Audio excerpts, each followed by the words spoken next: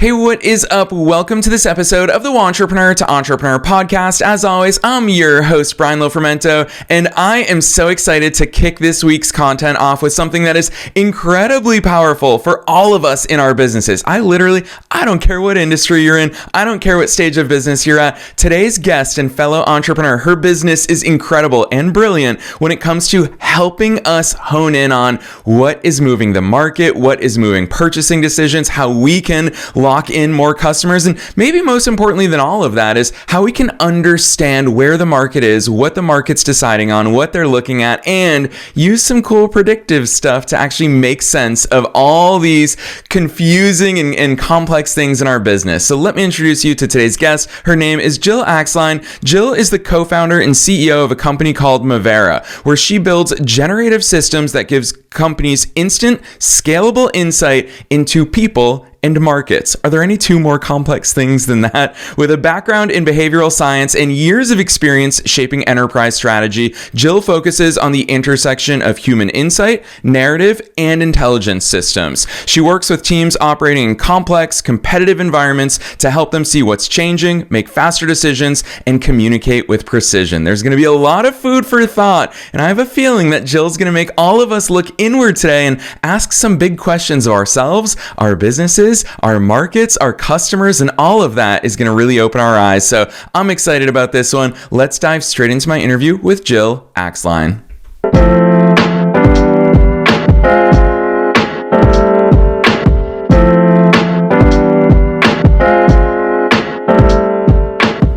All right, Jill, I am so very excited that you're here with us today. First things first, welcome to the show. Thank you so much for having me. And I have to say, just your energy is infectious. I'm so excited to be here. Thank you, Jill. Well, I'll tell you what, maybe you're just feeling that a little extra today because at the time of recording, you are here as well in Florida, feeling that Florida sunshine in the middle of a winter. So, Jill, I'm going to start with you personally. Take us beyond the bio. Who's Jill? How did you start doing all these cool things? Yeah, thanks. It's interesting. I started in design and how people move through space and how spaces make them feel. I remember studying the Nike store in New York City and really thinking about, what's happening here. There are actually basketball hoops that are up behind the clothes and it smells like my high school gym. There are all these different signals that they're intentionally doing as a brand to make you feel a certain way. And I just kind of scratched my head, and that kind of kicked off my journey into strategic narratives and how they can manifest in space and how they come about in stories. And even, in beautiful design. So that's how I really got started, and did a bunch of things when I was right out of college and ended up in a Ph.D. program where I started studying empathy and cognitive perspective taking. And what really moves the needle with anti-heroes. I looked really closely at Tony Soprano and a number of different narrative structures. But lo and behold, after I finished my doctoral work, I was sitting in a Starbucks watching someone wirelessly charge their phone, which was miraculous at the time. And she asked me what I was up to, and I told her a little bit about my work. And she recruited me to Morningstar. And I didn't even know what an ETF was. I did not read the Wall Street Journal, much to my dad's chagrin. But I started there as a content strategist and had to Google what that was. So lots of discovery.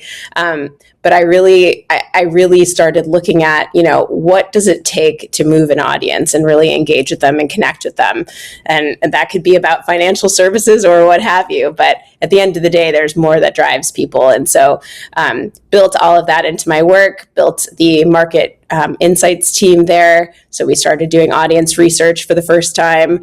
And then, took that and used it both in the brand strategy level and then in segment marketing. So that was really my domain for a while. I was there 7 years and attended a conference called Content Jam in Chicago, run by Andy Crestodina, and saw just a really great speaker talk about, generative AI. And it was very new at the time, maybe 2 years ago.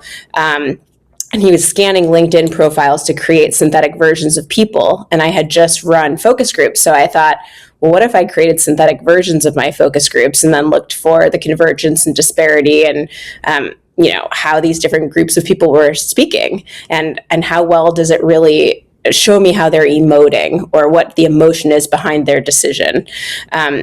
And so as I was doing that, I was working with a strategist that introduced me to the co-founders of Mavera. And they were doing something so interesting. They were taking it beyond what large language models were doing, which were collecting data on a digital twin or a population with specific demographics, psychographics, firm type, role type.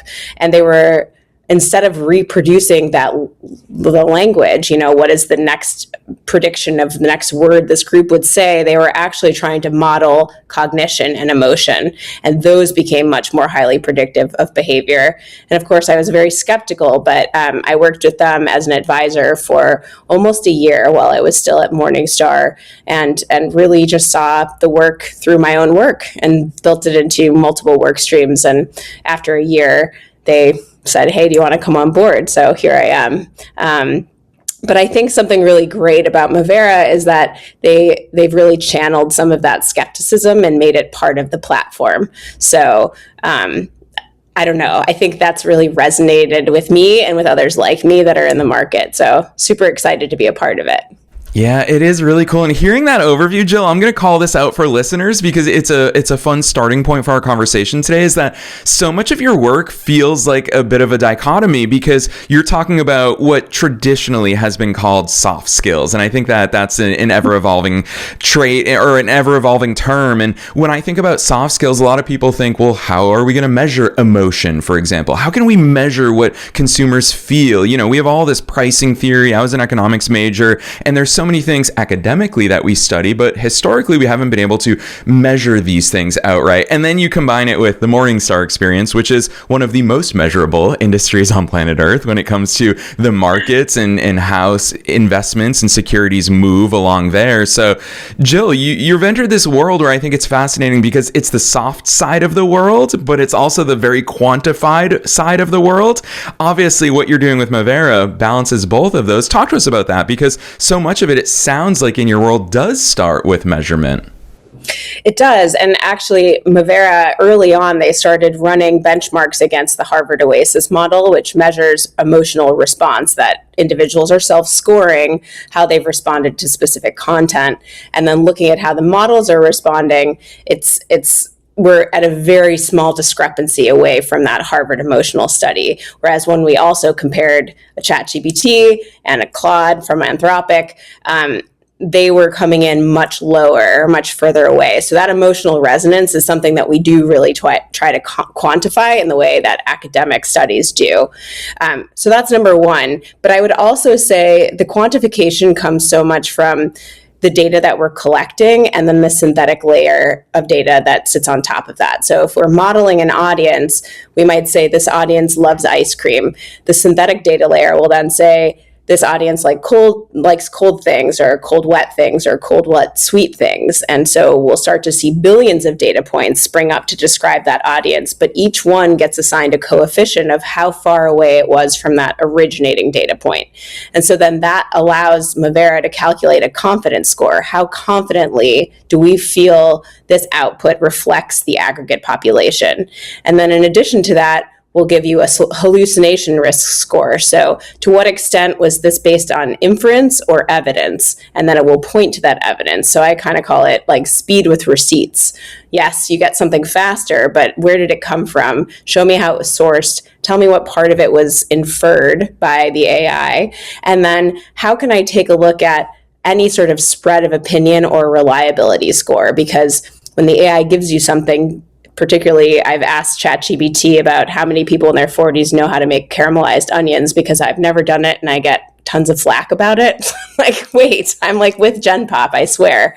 But when I asked ChatGPT that, from 1 hour to the next, it gave me very different answers. Whereas with Mavera, we're really looking to see, as you continue to ask the population, what factors in the environment might influence a decision to ensure that it's either a stable response or one that's just based on what's happening right now. And that helps moderate what's happening with that retest reliability score. And then finally, as I was saying, that spread of opinion, any output you get from a broad-based LLM that is saying that it's a persona is going to just give you one answer. Whereas if you could see what is the actual spread of opinion on a specific topic or on a specific benefit, if you're lower down in the funnel, it's going to help you make some sub-segmentation decisions. And those segmentation decisions are typically made at the start of the quarter and maybe adjusted and tweaked along the way, but they're never really looked at across the funnel from the top to the bottom. And they're certainly not relevant to what's happening in the news today, which we know can really speed up how people are responding, how motivated they are to purchase or pull back, particularly in financial services. So, it's just really about trying to take quantification based on the data and its representation of audience, and then making that super visible to the audience, so that instead of the AI doing the work, it's the AI and the human kind of interacting as collaborators to get to the best decision. And I just don't think decisions should get ahead of evidence. And I think we've really built that into the system. Yeah, and hearing the way you talk about it, Jill, it's so fascinating to me, because I think about 10 years ago, if you and I had this conversation, a lot of people will point towards, again, I'm going to keep using the word traditional. That's me throwing a little bit of shade about the solely enterprise level academic way of approaching real life business and real life markets. And when I point towards the traditional markets, 10 years ago, you and I would have had to wait for Harvard Business Review or any of these other academic institutions to do their research and share with us what those findings are. But the introduction and mass adoption of AI means that I can have an incredible, powerful tool like Mavera that knows me and my business and my email inbox and my meeting transcripts and all of that. And I feel like finally we're at this place in the world where most things we're doing are recorded, and most things that are recorded then instantly become data. It's funny, I remember once upon a time saying, I'm a podcast host. What sort of business data do I have? And a data analyst told me, every single transcript you have is mountains of data. And I think it's cool that we're at this point where qualitative data is useful now as well, thanks to AI. So talk to us about that angle of what Mavera can do, because it's not only hyper personalized, it's not only hyper relevant to us as business owners, but also for businesses who feel like they don't have that data. Mavera taps into data streams that are endless in pretty much all of our businesses. So true. And I'm glad you brought that up. I think like when we work with data, we have our ability to create a deep business context on your business from the time that it was instantiated, and we'll then store all of that temporally, and it's updated minute to minute. So anything publicly available, and that could be your products and services, content you've put out into the world, marketing dollars you've put into the market, if they're available, any sort of performance indicators around your SEO. But then it's also going to have another layer, and that's going to be a social listening layer. So any controversies you've been embroiled in, or press releases you've done with positioning and how audiences are responding, and what your senior executive said about that. And then you bring that together with your 10K and all of that, and you have a pretty robust picture of the company. But it doesn't really stop there, because human capital, we're always building our own strategy, and there's a lot that happens within the four walls that is not made public. So you do have the ability to integrate, and we integrate with any knowledge base that you might have, as well as complete MarTech stacks. So as you're getting further data on your audience and anything you've deployed to market, that is going to be able to come into Mavera as well.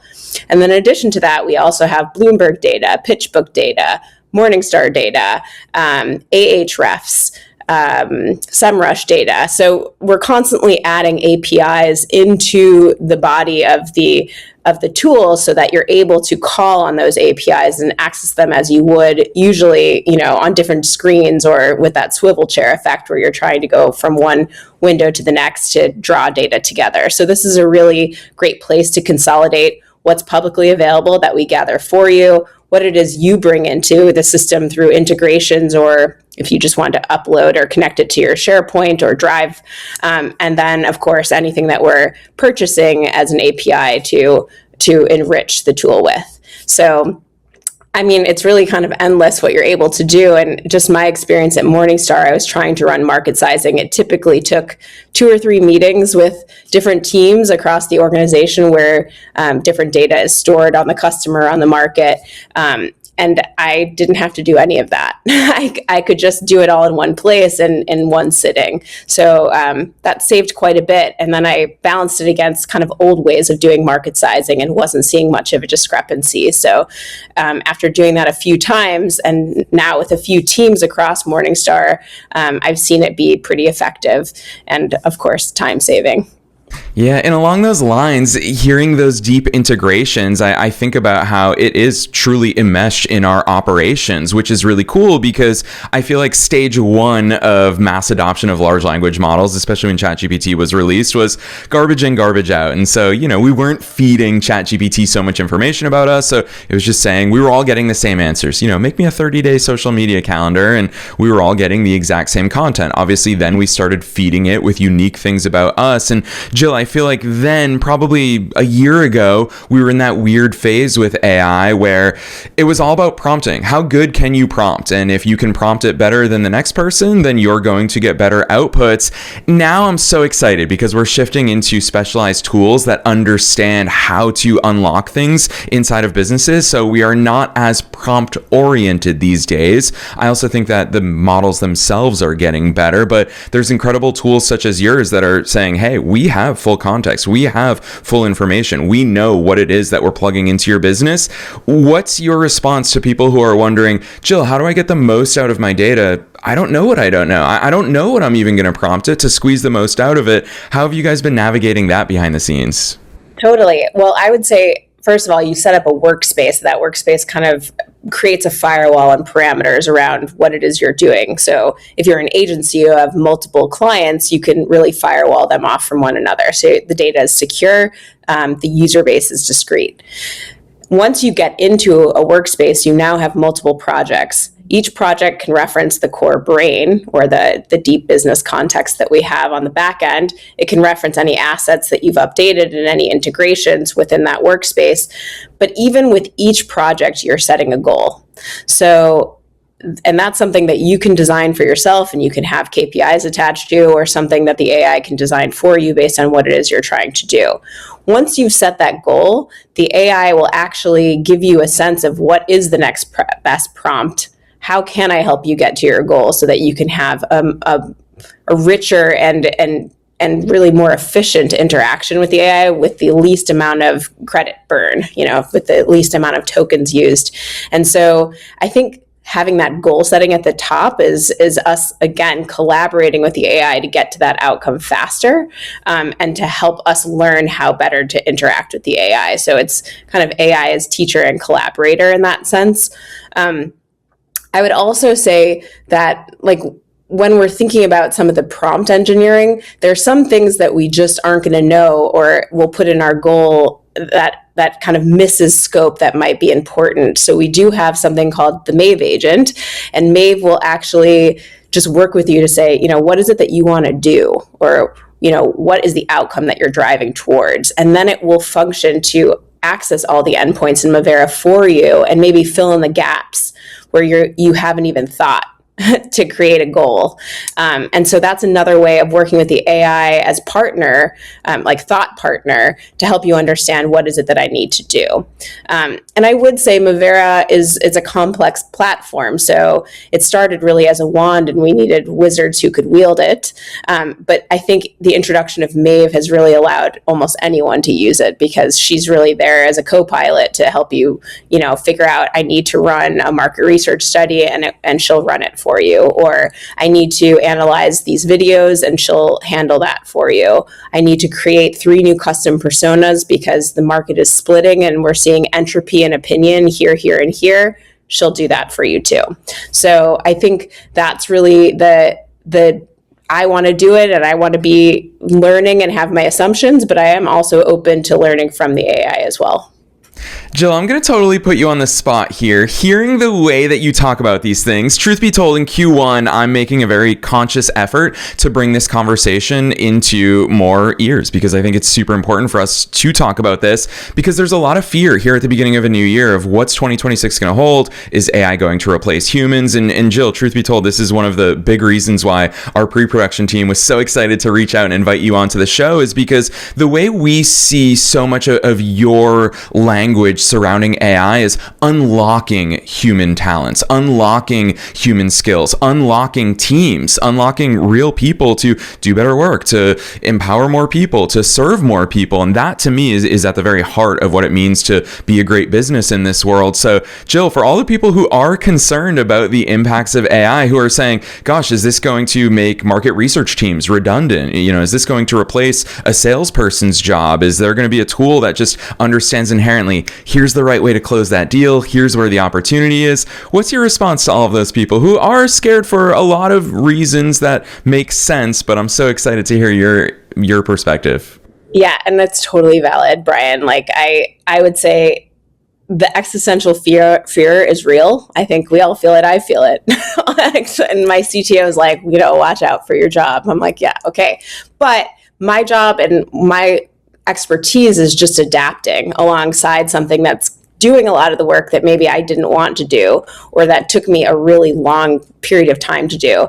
We have an adversarial model. So instead of it being sycophantic, like ChatGPT, that invariably agrees with you, and that's kind of its default.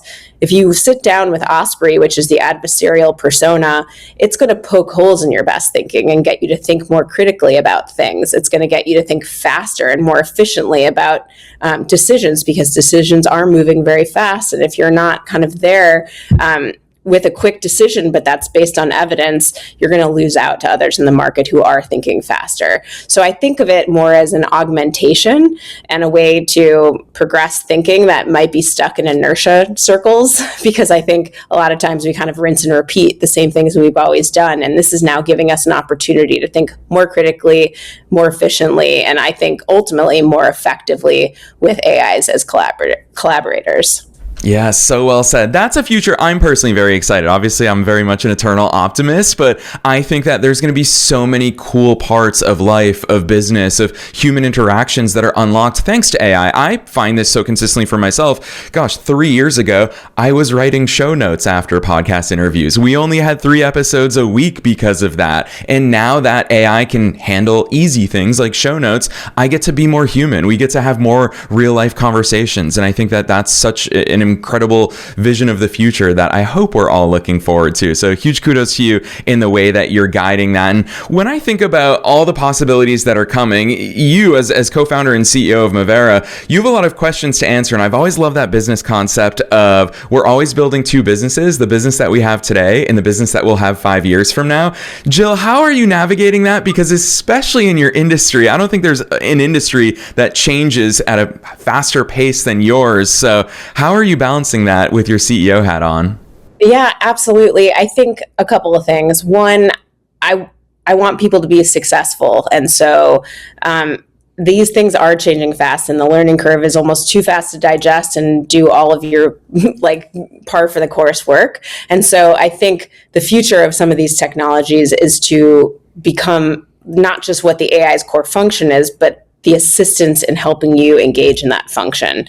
And so implementation and finding where this sits in a workflow and helping people to upskill very quickly, I think should become part of the product experience itself. And I love Loom videos and user pilot and things that will kind of show you how to do it. But it's more than that. It's how do you upskill on your own expertise, not just how do you use this tool. And so that's something I'd really like us to bake into what we're doing, is being instructional about how to think about your market, how to talk to different segments, how do you think about segmentation a little bit differently and in a way that's less static, how to ensure that the personas that you've generated that are locked up in a PDF are dynamic and can sit on your desktop, and that you can continue to refine your best thinking about anything and then make something that's really defensible. Because a lot of times in my experience in market research, data can be cherry picked, it can be obviously very dated and stale by the time we get it, past the boardroom where we were getting it approved. And kind of taking that like theater out of it with with the AI as your partner to understand what questions are you asking, why are you asking them, how does context matter,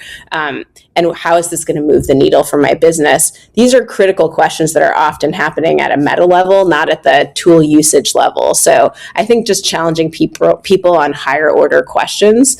And then, on like product roadmap perspective, more integration, when agents there's that trust built with the agent to be able to push things out on your behalf, still having opportunities to guess and check and work together, almost, like a checks and balances system. I think that that's something that's going to continue to be important as we really establish trust with these machines.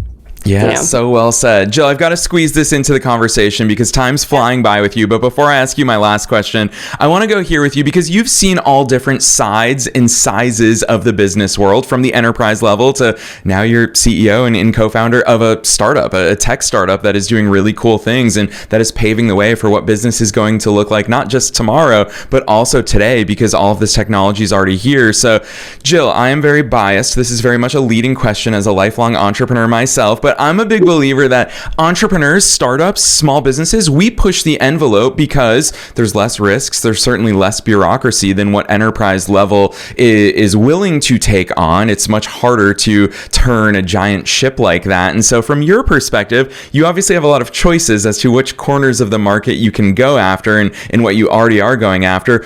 What's your perspective on who's going to be leading the changes here? Enterprise level, small businesses, there's so many different things that we can all glean from each other. So totally putting you on the spot here. I know, this is such a hard question. I mean, I think the enterprises themselves are going to look to consolidate to their tried and true distribution partners. But I do think that we can't be dismissive of the startups. I think that ultimately, we're going to see a number of roll-ups where maybe startups are coming together in a consolidation that is not quite enterprise, that still has the agility to move the way that a startup does, but at the same time can break glass a little bit easier and might allow for these point solutions to really stitch together and have the efficiency of a larger enterprise tool without kind of that latency. So I think it's a yes and, but I'm going to root for the startups kind of coming together, the underdogs. Yes. I love that vision of the future. And again, it's such a human perspective on what tomorrow can look like, thanks to so many more incredible technologies at our fingertips, which historically, it's even fun that you and I get to talk about this because historically startups didn't have the ability to get their hands on all of this. We were relying, think about the manufacturing industry. Amazon just can do so much more than if you and I started a manufacturing company together. And so technology and AI is leveling that playing field. So I really appreciate that vision of the future. And of course, my final question, I ask this at the end of every single episode, is what's your best piece of advice for listeners? They probably have a lot of food for thought from so many of the things we already talked about today, but as a fellow entrepreneur yourself, you know all of those things that we go through as entrepreneurs and the entrepreneurs out there who are listening as well. So Jill, with all of that in mind, what's the piece of advice that you want to leave listeners with today? I would say, maintain your skepticism, even if it might be governed a little bit by existential fear, but maintain that skepticism, get your questions answered, but also have an open mind and don't be dismissive of things before you've really given them a shot. And I mean like really drilling down and seeing how things work and asking hard questions. And I guess kind of the last thing is always be learning. I'm learning how to speed read right now, and I'm 40 something, so I think that's kind of part of it. If that is like the battle cry, it's always be learning with healthy skepticism. Yes, I love that. That healthy skepticism, a topic I've been fascinated by a lot lately, is intellectual humility. And I think that ties in with that healthy skepticism is openly acknowledging the fact that I don't know everything, I don't believe everything, but I'm willing to explore and I'm willing to learn. So I really appreciate how you are such a living embodiment of that as a founder, because I think as founders, we have an extra responsibility to have that healthy skepticism and to always be learning, because nobody has ever charted our path before. So huge kudos to you in all the things that you're leading with Mavera and at Mavera. And I'm so excited to continue seeing the way that you all are shaking up the industry. So for listeners who want to check out all the cool things that you're up to, drop some links on us, Jill. Where should listeners go from here? Absolutely. Well, please connect with me on LinkedIn because I love talking to people and just hearing what they're thinking about. So I'm Jill Axline. Also, please visit Mavera and check us out. It's at mavera.io. It's free. You don't have to put down a credit card. You can just come kick the tires and see for yourself. Yes, and listeners, you already know the drill. We're dropping those links down below in the show notes, no matter where it is that you're tuning into today's episode. So you can check out Mavera's website directly, but you also heard that direct call to action from Jill herself. Connect with her on LinkedIn. Way too many people, when they tune in and they hear brilliant business leaders on podcasts or in YouTube videos or anywhere, they are way too shy to add what feels like strangers into their business network, but we're all in this together. And Jill, you're such a shining example of someone who shares so generously and who is really pushing the envelope in cool ways and showing up for others as well. And that's I really appreciate how present you are on LinkedIn as well. So listeners, definitely check out those links. Otherwise, Jill, on behalf of myself and all the listeners worldwide, thanks so much for coming on the show today. Thanks so much, Brian. It was so much fun.